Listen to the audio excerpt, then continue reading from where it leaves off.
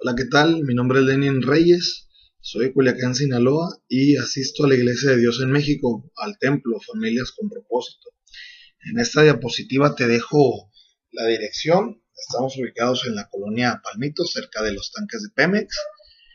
Y el día miércoles a las 7:30 de la noche y el día domingo a las 9:30 de la mañana son días de culto general. Si un día tú quieres ir a escuchar palabra de Dios, palabra que bendiga tu vida, pues estás cordialmente invitado.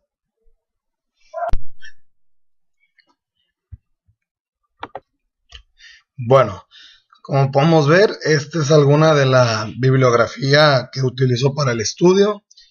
Otras fuentes pues están en conferencias impartidas por el doctor David Diamond, el doctor Antonio Bolaines, conferencias dadas por el pastor Moisés Román Díaz, por el pastor Juvenal Martínez, por el pastor Porfirio Martínez, la pastora Reina Soto, entre otras fuentes que han sido consultadas para armar este estudio.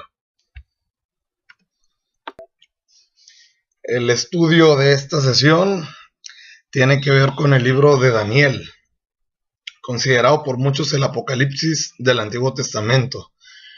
En este estudio no vamos a utilizar todo el libro, únicamente vamos a ver una vista panorámica de lo que es el libro de Daniel y nos vamos a enfocar en la estatua de Nabucodonosor, en el sueño que tuvo el rey Nabucodonosor y la estatua que soñó, las 4 bestias del sueño de Daniel y el macho cabrío y el carnero.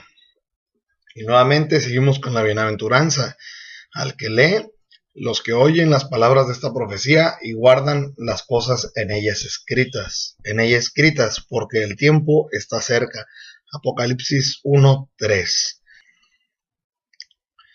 Los temas que vamos a abarcar, vamos a ver la ubicación de Israel en la actualidad, vamos a ver una pequeña introducción al libro de Daniel, vamos a analizar el marco histórico en el que suceden los hechos, el reino dividido en dos y la conquista de Jerusalén, y vamos a hacer un análisis escatológico del libro de Daniel.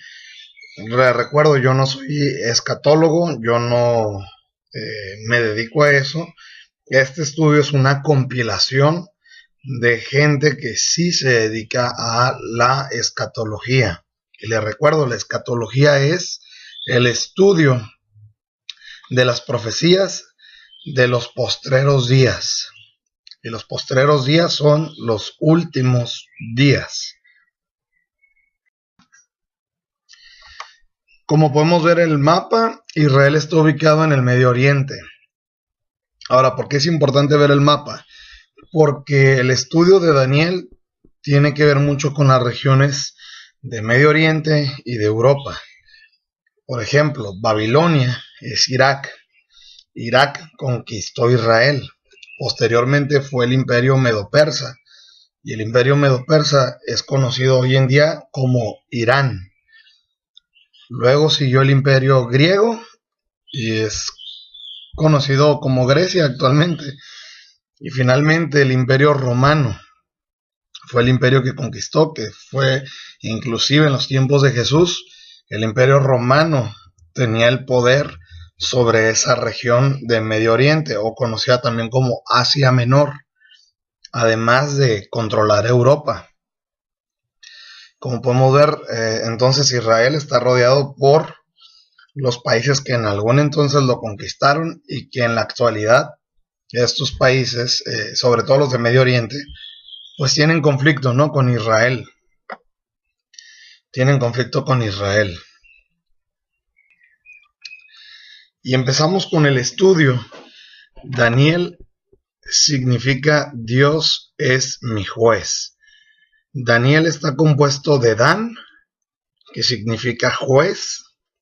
La letra I, en el español como lo leemos, vendría siendo como un adjetivo posesivo. Entonces, mi juez. Y él, del hebreo, él, que se refiere a la deidad.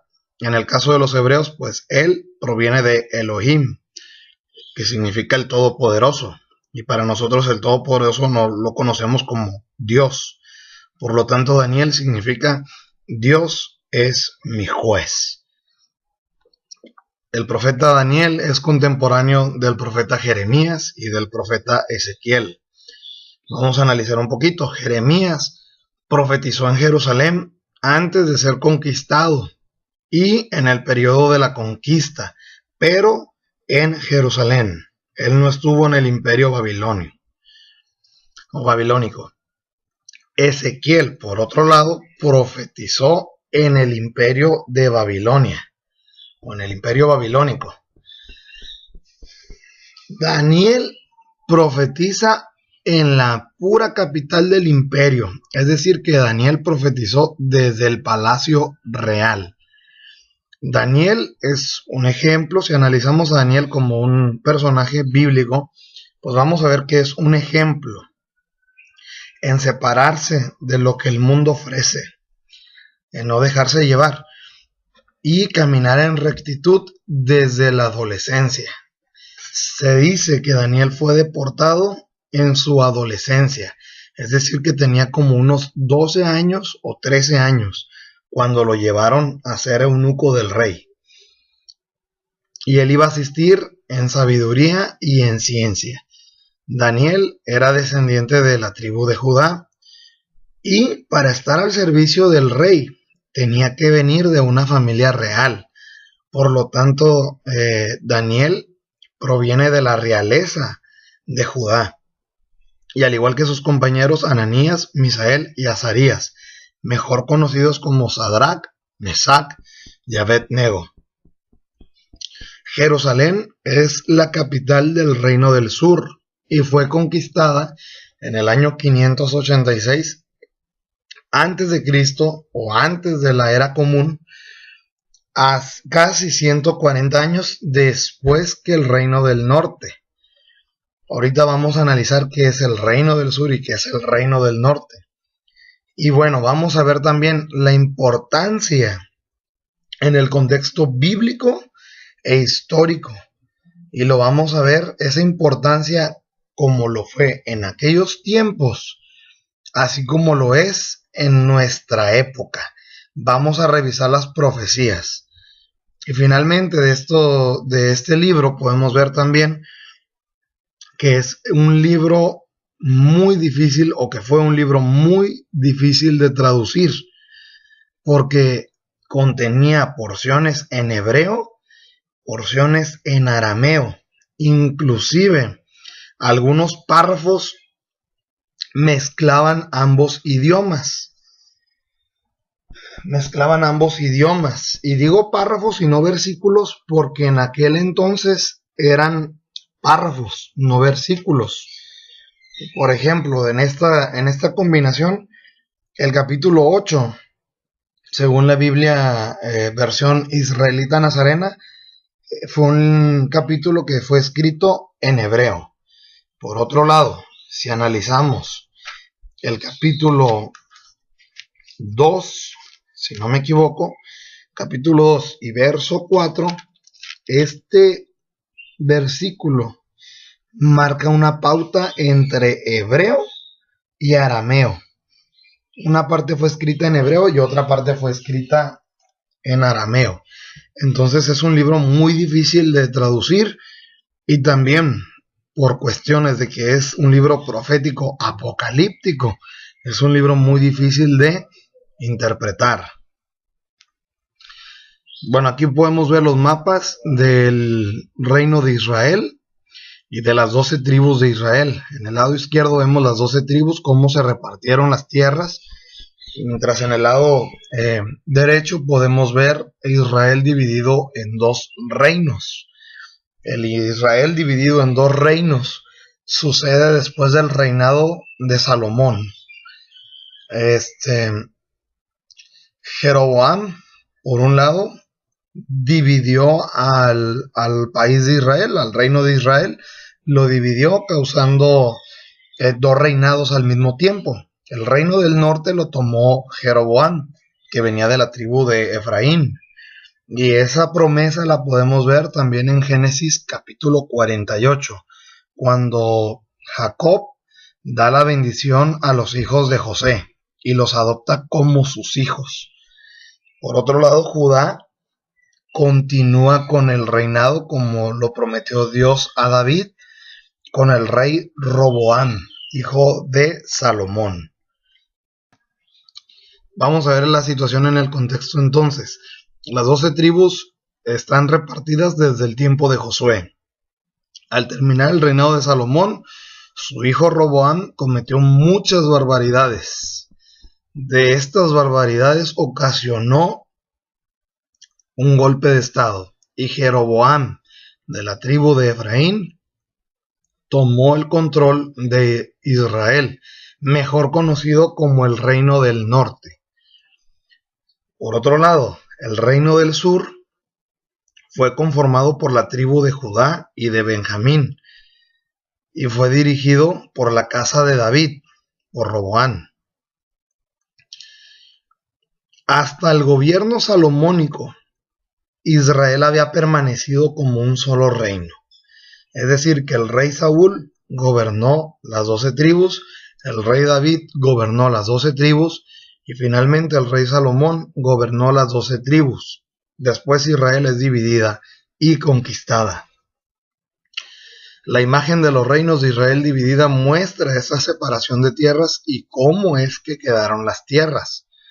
El reino del norte tuvo reyes cada vez más atroces y cayó bajo el gobierno de los asirios en el año 724 a.C. o antes de la era común. La mezcla de judíos con asirios en la región de Samaria da origen a una nueva raza descendiente de los hebreos. Dicen que son los samaritanos. Otras versiones dicen que es gente nueva que llega y que vive en esa región. Samaria estaba en el reino del norte. Hay que destacar eso, ¿no? Que esa ciudad pertenece al reino del norte. Luego vamos a ver, en otro estudio quizás vamos a ver por qué son repudiados. En el Nuevo Testamento los vemos y vemos que los judíos no quieren a los samaritanos. Por su parte, el reino del sur perduró hasta ser conquistada por Babilonia en el año 586 a.C. Entrando directo al estudio de esta sesión, vamos a ver el capítulo 2 de Daniel. Y en este capítulo vemos el sueño que tiene Nabucodonosor.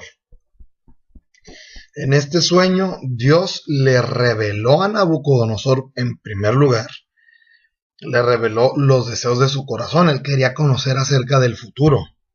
A pesar de que nosotros los cristianos pensamos que él era un incrédulo, antes de que él reconociera a Dios como el Rey soberano de todas las cosas, Dios le revela. Entonces en este aspecto podemos ver que Dios revela lo que tiene pensado hacer. Lo que tiene que hacer la gente es reconocer y darle la gloria a Dios. Y en este sueño, primeramente revelado a Nabucodonosor y después revelado a Daniel, y además interpretado a Daniel, podemos ver una estatua de oro. Una estatua, de un hombre que tiene cabeza de oro. Tiene brazos y pecho de plata. Tiene vientre y muslos de bronce. Tiene piernas de hierro y finalmente tiene pies de hierro y en parte también tiene barro cocido.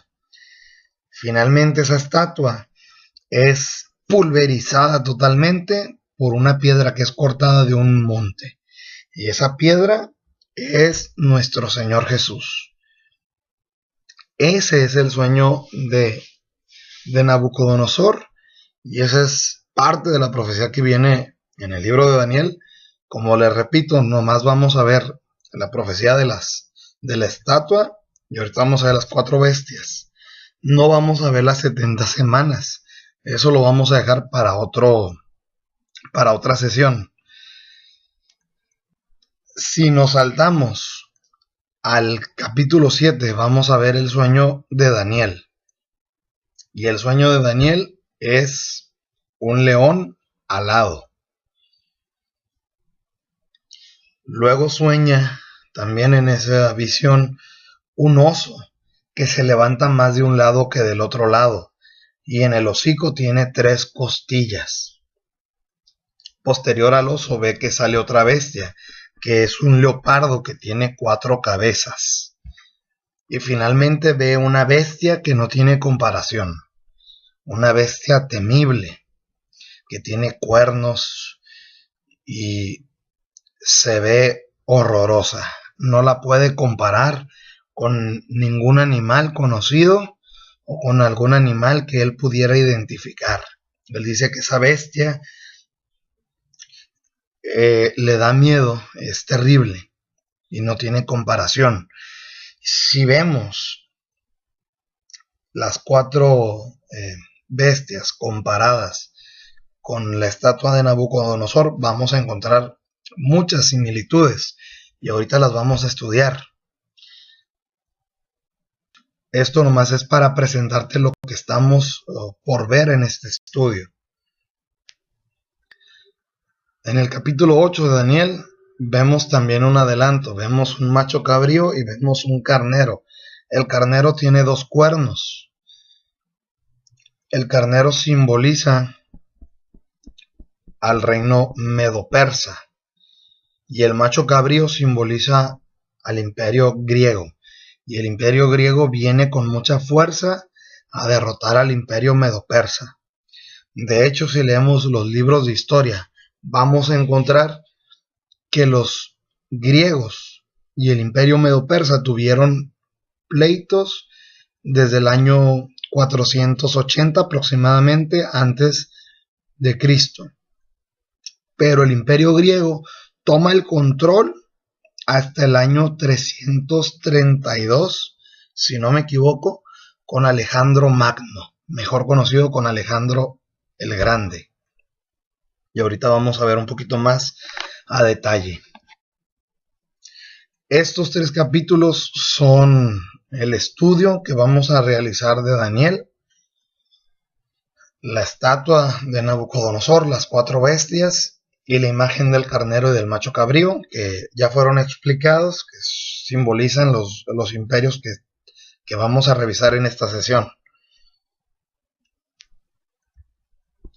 Siguiendo un poquito con el contexto histórico, vamos a ver la conquista de Jerusalén. En el año 612 antes de Cristo cae Nínive, la capital de Asiria. Nabucodonosor era general del ejército de su padre en ese entonces. En el año 625 se rebelan contra Siria y finalmente, después de 13 años, logran conquistar su capital. Nínive la recordaremos porque es mencionada en el libro del profeta Jonás. En el año 605 a.C., la batalla de Carquemis,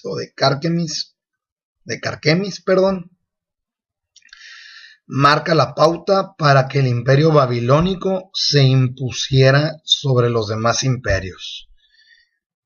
Y entre el año 605 hasta el año 586 hubo grupos de judíos deportados al imperio babilónico.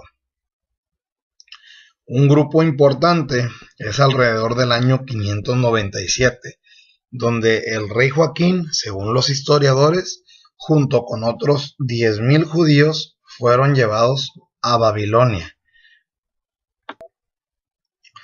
Según los estudiosos, dicen que son 10,000, y esto hace referencia al capítulo 37 de Ezequiel, el Valle de los Huesos Secos. Daniel y sus otros 3 compañeros fueron tomados en el primer grupo. También se dice que entre el año 586 y 574 a.C. hubo un tercer grupo de deportados a Babilonia, y en ese grupo venía el profeta Ezequiel. Por otro lado, el profeta Jeremías, junto con la demás gente pobre, se queda en Jerusalén y son, digamos que, ven los estragos de esta deportación. Este suceso es una devastación para Israel en todos los sentidos: político, económico y sobre todo religioso. Babel proviene de la Babilonia, proviene de la palabra Babel, y esto significa confusión. Y ahorita vamos a entrar en esa cuestión de significados. Empezamos con la visión de Nabucodonosor y la visión de Daniel: el león alado y la cabeza de oro. Una ciudad proveniente de Babel donde se confundió la lengua. Recordemos en Génesis la maldad del hombre y el rey Nimrod, que fue el primer gobernante de la tierra, quisieron elevar una torre hasta el cielo, que nada los detuviera.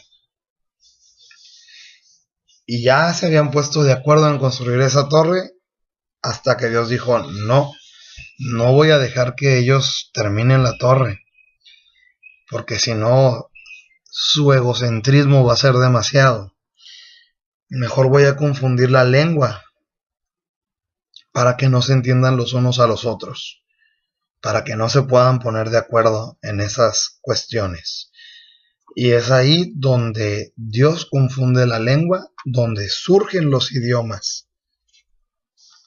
Por eso Babel significa confusión.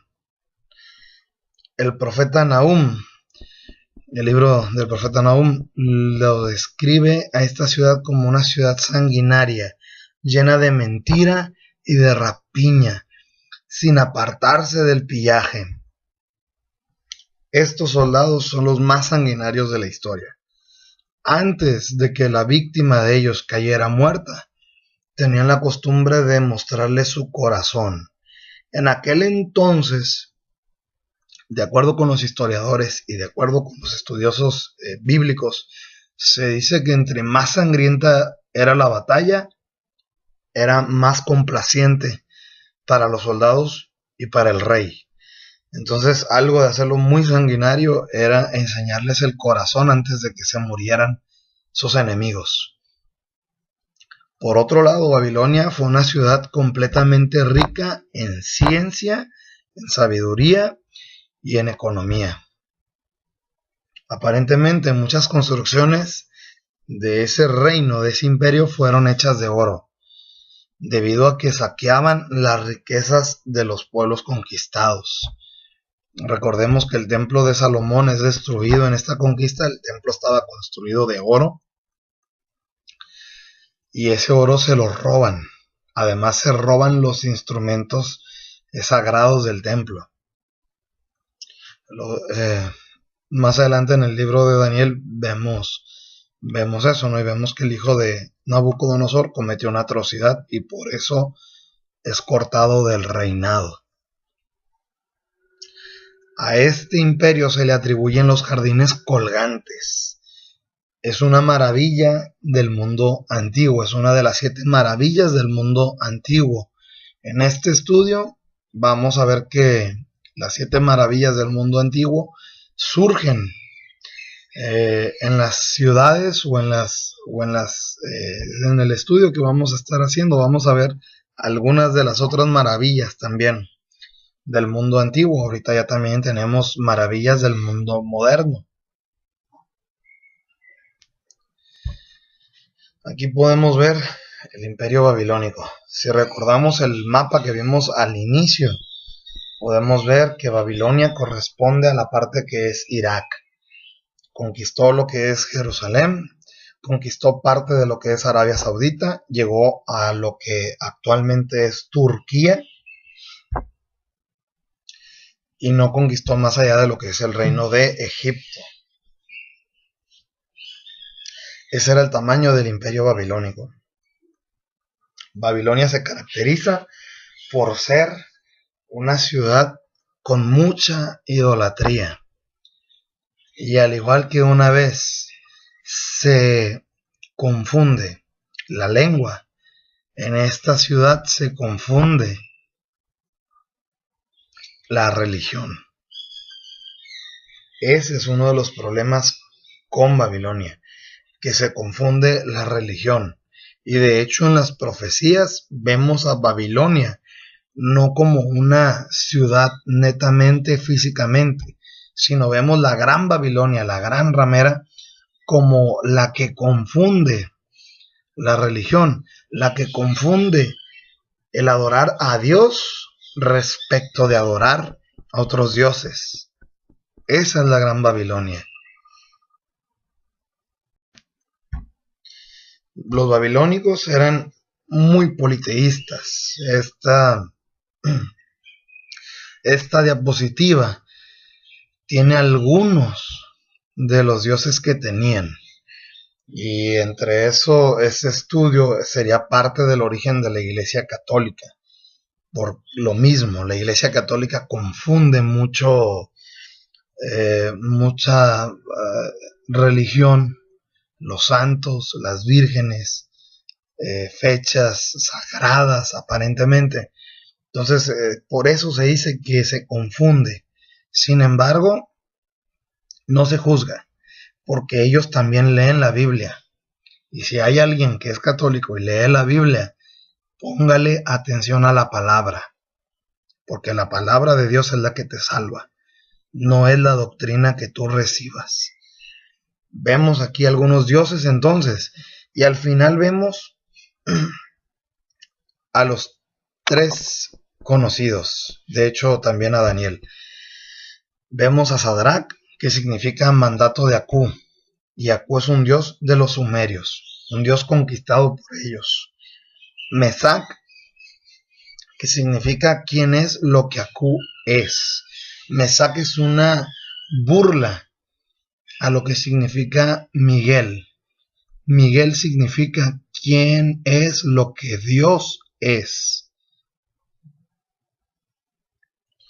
Y Miguel es muy conocido por ser un arcángel de Dios, es uno de los príncipes de Jesús, de los escuadrones, es un guerrero.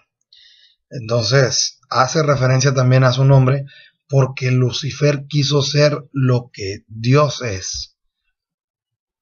Y Miguel, a pesar de tener, digamos que un alto rango en las regiones celestiales, él reconoce que no hay nadie como Dios.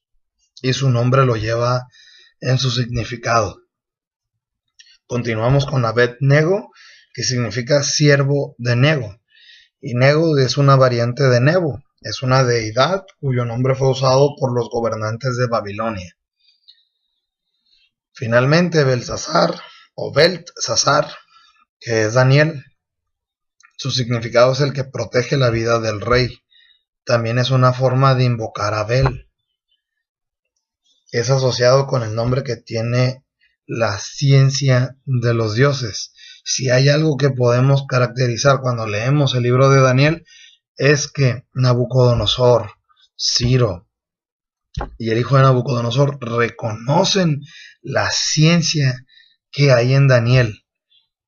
Sin embargo, Daniel siempre dice, Dios es el que me da este conocimiento. El conocimiento no es mío, viene de Dios. Continuando con el análisis, este es un análisis, digamos, a vista de águila, es el oso jorobado. Y este oso en su hocico tiene 3 costillas. Es comparado con el pecho de plata. Está comiendo o está sosteniendo 3 costillas. Es comparado con el pecho de plata. El pecho de plata, ¿por qué el pecho? Bueno, el pecho, aparte de tener 2 brazos que simbolizan los 2 reinos, la parte del pecho y los brazos simboliza lo que era el imperio medo-persa. Y es que en este imperio se caracterizó por tener ingenieros y arquitectos. Además, el rey Ciro, que fue el que conquista, Ciro el Grande conquista Babilonia, el rey Ciro devolvió el oro a los pueblos conquistados. Esto con el afán de ganarse su favor. A los babilonios les dijo, Marduk me manda, y los babilonios lo aceptaron. A los hebreos les dijo, vengo en nombre de Dios, de Yahvé o de Elohim. Y los hebreos lo aceptaron, y realmente venía en nombre de Dios. Dios permitió que él fuera el emperador, el conquistador de Babilonia. El imperio regresó todos los ídolos y utensilios a los respectivos templos de las ciudades que conquistó. Además, se caracteriza por tener diversas herramientas hechas de metales, y la plata fue un distintivo metal usado por este imperio. La conquista sobre el imperio babilónico fue muy sencilla, ya que el ejército medo-persa se dice que contaba con 1.000.000 de soldados. Además, se dice que cuando conquistó al imperio babilónico no hubo necesidad de hacer tanta guerra, que fue muy fácil. Y es que cuando Dios hace las cosas, cuando Dios abre, nadie puede cerrar. Cuando Dios cierra, nadie puede abrir. Y para el rey medo-persa, Dios había abierto las puertas de Babilonia. Entonces nadie podía cerrar las puertas a la conquista que venía por el imperio medo-persa. Las costillas de este oso representan 3 reyes. El imperio medo-persa tuvo más reyes. Si ustedes leen libros de historia van a encontrar que hubo varios reyes. Sin embargo, en la Biblia se habla de 3 reyes de este imperio, que fueron los que tuvieron contacto con el pueblo de Israel. Además, el hecho de que el oso se levantara más de un lado que del otro simboliza que un imperio iba a ser más grande que el otro. Eran 2 imperios unidos. El imperio medo-persa era conformado por los medos y por los persas. Los persas fue el imperio que se levantó más. Y si recordamos el capítulo 8, este imperio es recordado como un carnero. Se ve la visión de un carnero en este imperio. En cuestión de extensión, el imperio medo-persa fue un imperio extenso. Llegó casi a la India, o parte de la India, al oriente lejano. Conquistó inclusive Egipto. Y hubo guerra contra Grecia. Conquistó todo lo que es Turquía y conquistó parte de lo que es Grecia. Y si ponemos atención a las películas que están de moda, como la película de 300, podemos ver esas guerras. Y no es que te dé un spoiler, pero el imperio de Persia pierde la guerra y ganan los griegos. Estos 2 imperios de hecho estuvieron en guerra, como ya lo mencioné anteriormente, estuvieron en guerra desde el año 480 a.C.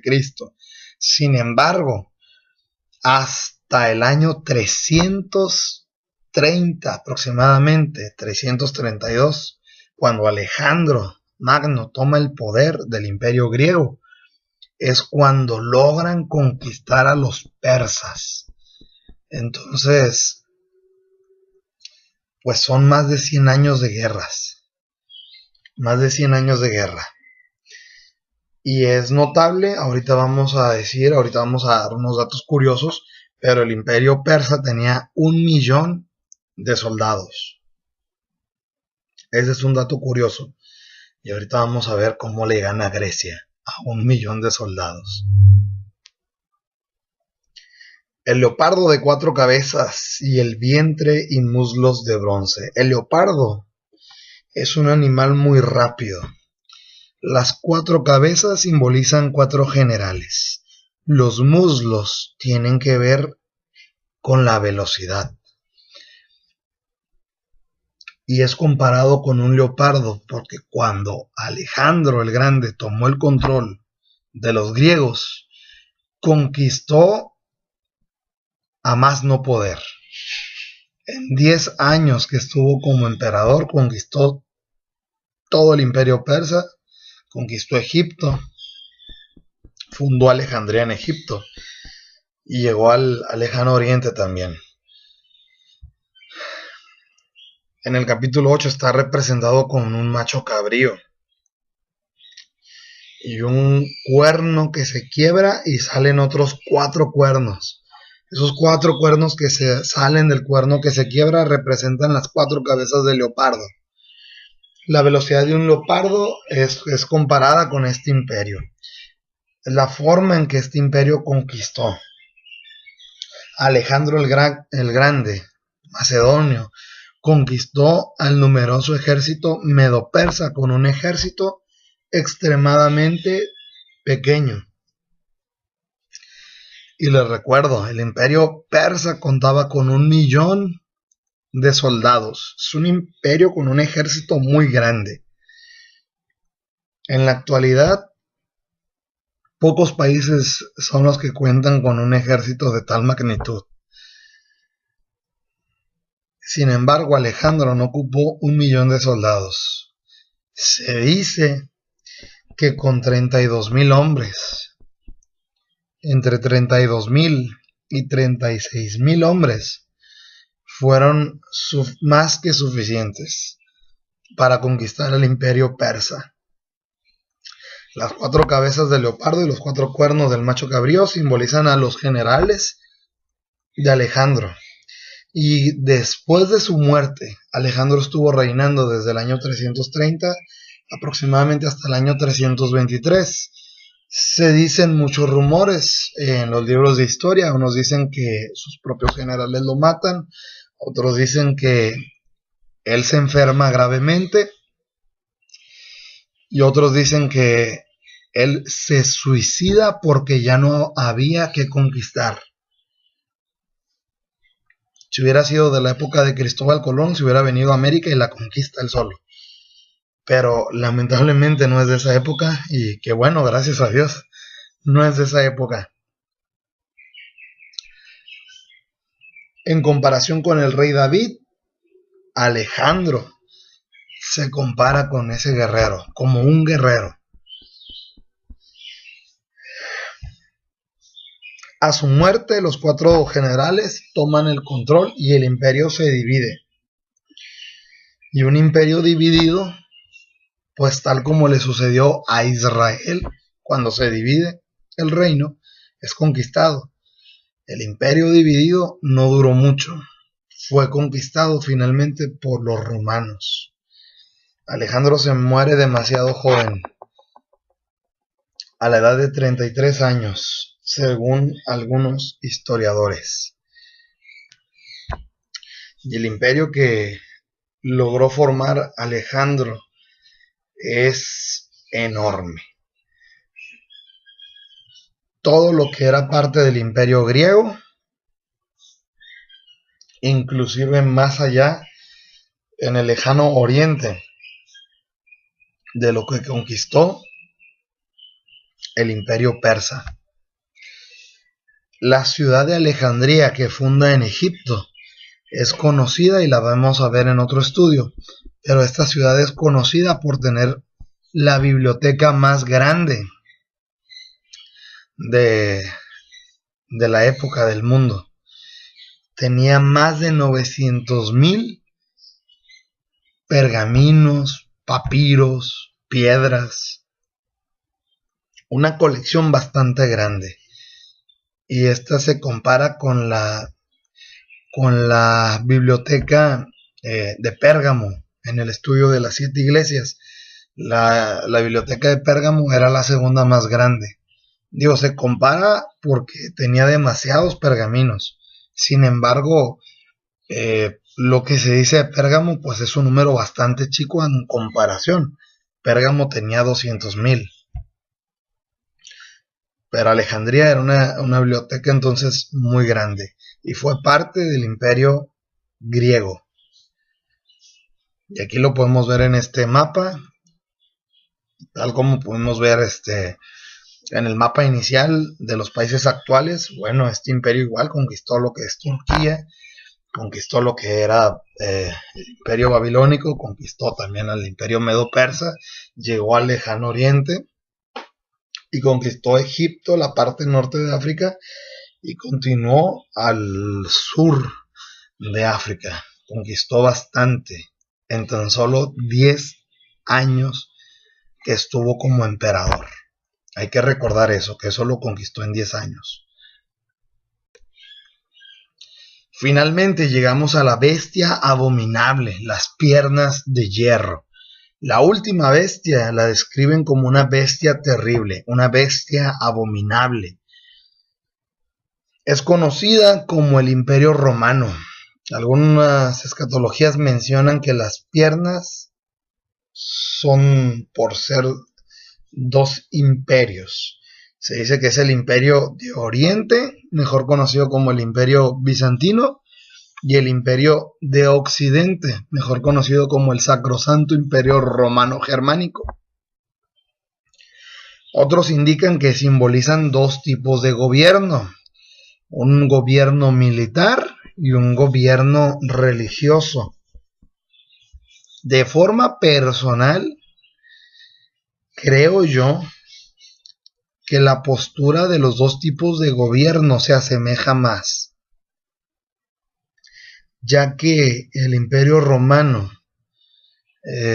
a pesar de haberse dividido en dos, vuelve a unificarse, vuelve a dividirse, pero a partir del año 313, cuando Constantino toma el control y la capital la instala en Bizancio, mejor conocida como Constantinopla, surge el gobierno religioso, surge el gobierno y es conocida hoy en día como la Iglesia Católica. Entonces, en ese imperio surge la Iglesia Católica, es una forma de gobierno de la religión, porque dejó de ser político para convertirlo en algo religioso. En cuanto al aspecto militar, Roma se caracterizó por ser un ejército de hierro. Los soldados eran crueles. Los soldados, cuando llegaban a atacar al enemigo a su ciudad, llegaban y masacraban al pueblo. Se iban y luego regresaban para destruir lo que quedaba, para destruir los despojos, se dice. Vemos también a lo largo de la historia el famosísimo Coliseo Romano, el Circo Romano en el año 74, donde los primeros cristianos fueron asesinados por los leones. También vemos la historia de los gladiadores dentro de ese coliseo. Otro dato curioso es en el año 70, aproximadamente entre el año 68 y 70, después de Cristo, o de nuestra era, o de la era común, en esos años hay una revuelta judía, y en esa revuelta judía lo que ocasionó fue la destrucción del segundo templo de Salomón, después de que es construido, fue vuelto a demoler, lo demolieron. Se dice por algunos estudiosos, algunos escatólogos, que en esa revuelta murieron más de 1,000,000 de judíos. El pueblo de Dios, el pueblo de Israel, siempre ha estado latente a la destrucción. Sin embargo, Dios, en su infinito amor, en su infinita misericordia y en su infinito poder, siempre tiene un remanente. Tan es así que el pueblo de Israel hoy vive. Y a nosotros nos conviene que el pueblo de Israel esté vivo, porque si el pueblo de Dios desaparece de la faz de la tierra, no hay Dios. Y todo lo que estamos hablando sería una mentira.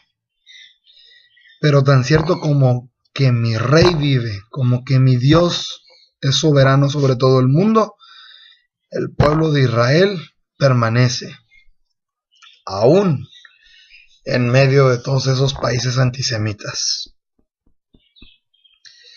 Y como lo acabo de mencionar, en este imperio es donde surge la Iglesia Católica. Constantino, en el año 313 hasta el año 225, que es más o menos el periodo de tiempo donde él gobierna, ya estamos hablando de nuestra era. En ese periodo de tiempo, él instaura a la religión cristiana, por así decir, como la religión oficial del imperio. Y él se convierte, entre comillas, se convierte al cristianismo. Sin embargo, su conversión no es real. Y la persona que lo bautiza, pues es uno de esos, digamos, apóstatas que en nuestros días también siguen estando de moda, que te hablan lo que les conviene a como les conviene, pero tampoco es el tema. Roma es conocida como la Gran Babilonia, a pesar de que el imperio babilonio o el imperio babilónico que conquistó a Israel en el año 586, a Roma es a quien se le conoce como la Gran Babilonia, porque en ella surge la confusión más grande en cuanto a religión. Y si uno se pone a estudiar detalladamente lo que tiene los aspectos negativos de la Iglesia Católica, pues va a encontrar que hay muchísima confusión dentro de su doctrina. Lo bueno que tiene es que leen la Biblia y creen en Jesús. Eso es lo bueno. Y les recomiendo, insisto, si hay algún católico aquí, no se está juzgando a nadie, les recomiendo que lean la Biblia. Es lo más importante. Más que cualquier doctrina, la Biblia está por encima de cualquier doctrina. El Sacrosanto Imperio Romano. Vamos a hablar un poquito de esta ciudad. Roma se funda en el año 753 a.C. por una famosa leyenda que quizás conozcan, la leyenda de Rómulo y Remo, amamantados por una loba. De hecho, uno de los escudos o de las imágenes de Roma, pues es una loba. Es una loba con los bebés siendo amamantados. El imperio comparte la sabiduría del imperio griego. Además, comparte a los dioses, pero les llamaba de otra forma, los llamaban con el nombre de los planetas. Hay que destacar que al imperio griego se le reconoce la sabiduría, la filosofía. El imperio romano, por otro lado, era una, digamos, vulgar. De ahí surge el latín, era una lengua vulgar. Y de ahí surge la versión que ellos utilizan, que es la Vulgata. Entonces se dice que es una lengua vulgar. Y fue la que conquistó. Eso se puede ver como algo más que deteriora a la cultura. Pero no nos vamos a meter en esos detalles. El Imperio Romano surge en el año 130 hasta el año 324 después de Cristo. Posteriormente, en el año 325, es conocido como el Sacrosanto Imperio Romano, hasta el 527. En el año 527, la capital ya había sido removida de Roma, se había traído a Constantinopla como una capital, a Bizancio, perdón, y se llamó Constantinopla después. En el año 527, el Imperio Romano de Oriente, digamos que sufre una decadencia, lucha contra los otomanos, y los otomanos son nada más y nada menos que dirigidos por los musulmanes, los que practican el Islam. Hay quienes dicen que ese Islam es el hijo o la hija rebelde de la Iglesia Católica. Tampoco nos vamos a meter en esos detalles, solo son observaciones que dicen a estudiosos, que dicen a personas que han leído más al respecto del tema. Por otro lado, el imperio de Occidente seguía dominante. El imperio era el Sacrosanto Imperio Romano Germánico. El poder militar fue perdido en el 527. Sin embargo, el poder religioso se impone hasta nuestros días, hasta su actual papa. Es un emperador del Vaticano. El Vaticano es un país. No crea que es un lugar, es un país también. Y ese país no tiene presidente, tiene un emperador. Y ese emperador es conocido como el Papa. Y el Papa actual pues, se llama Francisco. Eso es solo una observación. Constantino, va retomando la historia del cristianismo como religión oficial.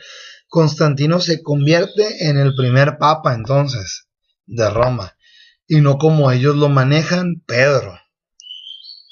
Inclusive nosotros los evangélicos pentecosteses negamos que Pedro haya sido un papa, porque dentro de sus creencias dicen que los papas pues no se casan, y Pedro tenía suegra, y la única forma de tener una suegra es que se haya casado.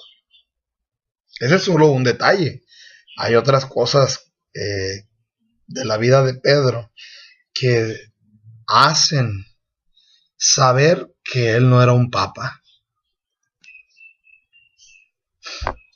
Y el Imperio Romano, este es un imperio, la imagen se ve con mucho color.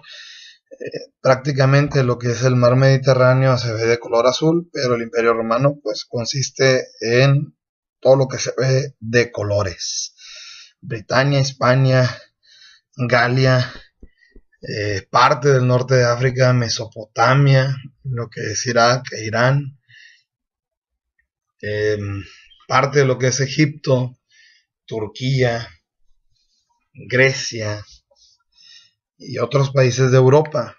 Además, Germania pasa a ser parte del imperio después de que se convierte en parte del Imperio Romano Germánico. Los pies en parte de hierro y en parte de barro cocido. Estos pies en parte de hierro y en parte de barro cocido hacen referencia a la globalización, a los acuerdos multilaterales, acuerdos bilaterales, tratados. Un país hace tratado con otro país, una nación hace tratado con otra nación, un pueblo hace un tratado con otro pueblo. Sin embargo, la gente no hace un tratado con Dios.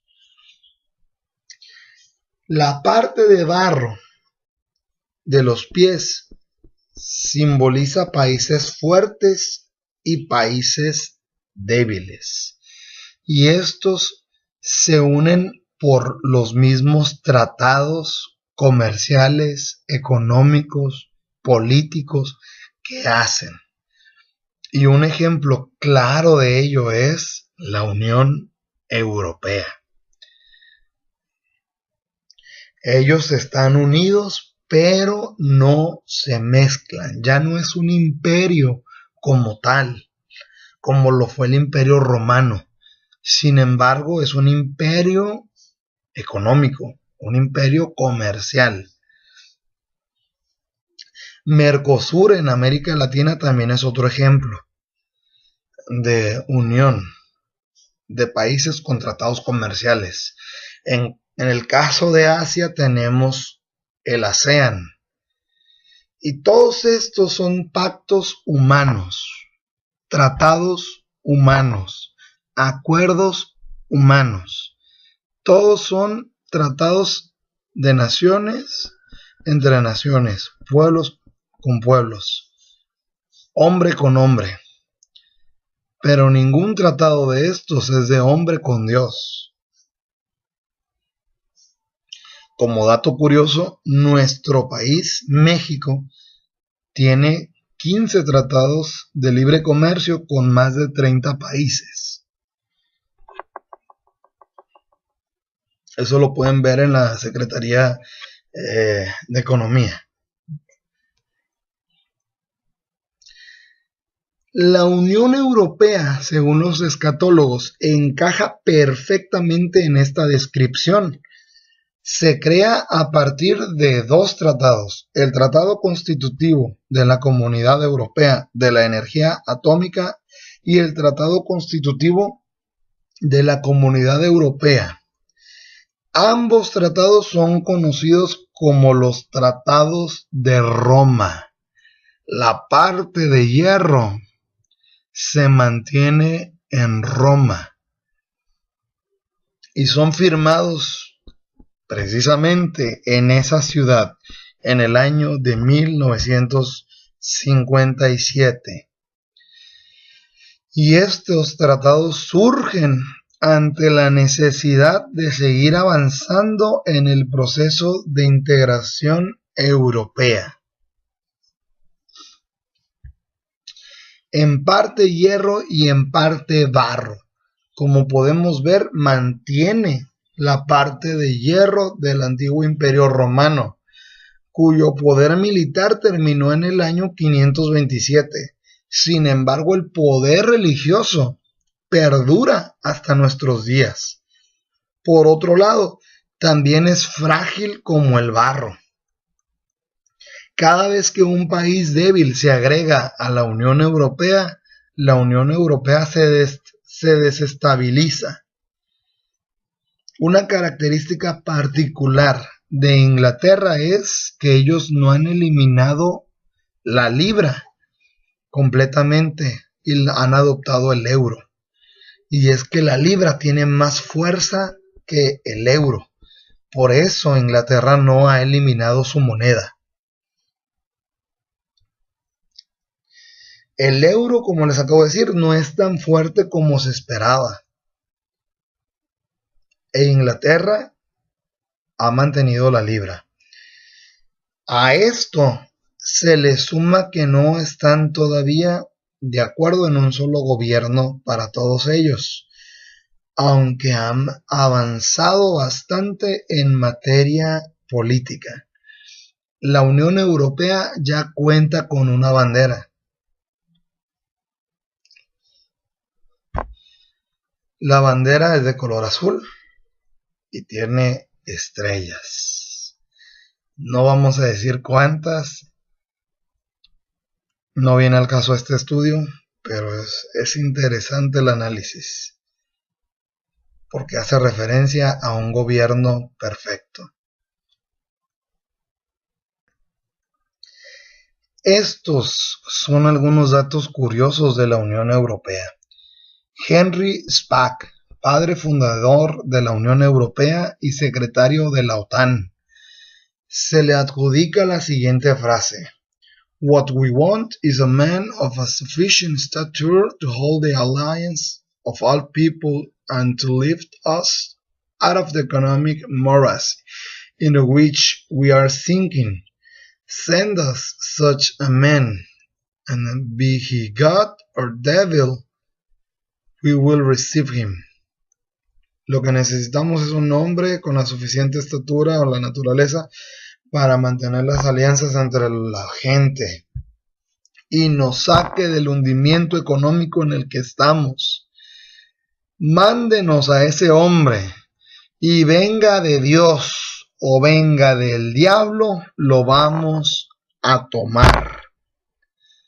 proféticamente hablando, el hombre no va a ir de Dios. El hombre que ellos acepten va a ir enviado del diablo. Kofi Annan, exsecretario general de la ONU, reafirma esa frase en su discurso: si no hallamos la paz con urgencia en Oriente Medio, el mundo se incendiará. Además, es de imperiosa necesidad que en este tiempo surja un nuevo liderazgo mundial que potencie la unidad de los pueblos, que sea capaz de establecer un nuevo orden mundial, que abra la puerta al mundo para una nueva era de armonía internacional, que comande el proceso de globalización no solo en el área económica, sino que gobierne con leyes más justas la política y la sociedad, instaurando un nuevo régimen para todos los humanos, sin distinción alguna.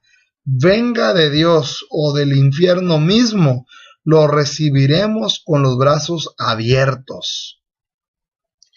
El escenario de un nuevo régimen mundial se estaba preparando desde el año 1957 y en el año 2006 se reafirma esa necesidad. Lo curioso es que ese régimen mundial de unir a los pueblos hoy también es una corriente que quiere unir las religiones y surge en Roma, en el Imperio Romano, la palabra ecumenismo. Esa palabra tiene que ver con la unión de todos los pueblos bajo un mismo régimen político. Y en términos religiosos, esa palabra está uniendo aparentemente a distintas doctrinas de creencias en una misma religión. Esos son los ecumenistas. Y así es como se ve la Unión Europea. Los países que vienen marcados en otro color son países que están siendo investigados para unirse a esta potencia económica.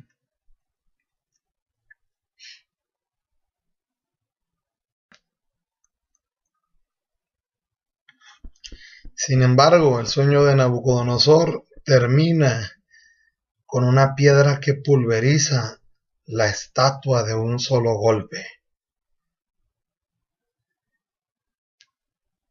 La piedra del monte, el reino más puro y perfecto, es el reino de Cristo sobre la tierra.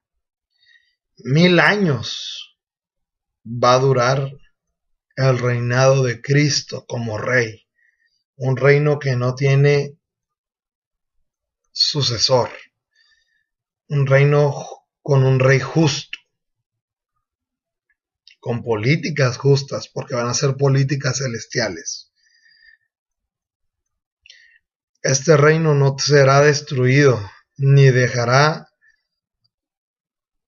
a otro pueblo a cargo. Va a destruir a todos los reinos y permanecerá para siempre.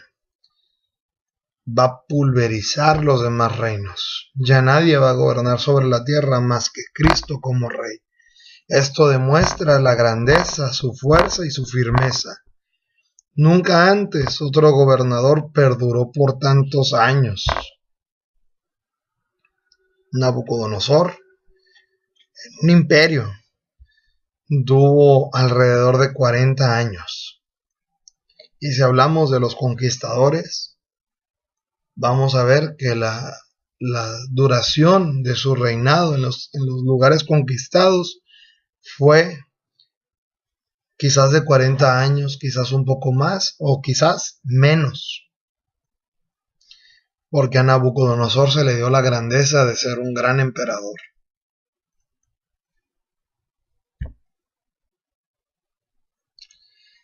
El reino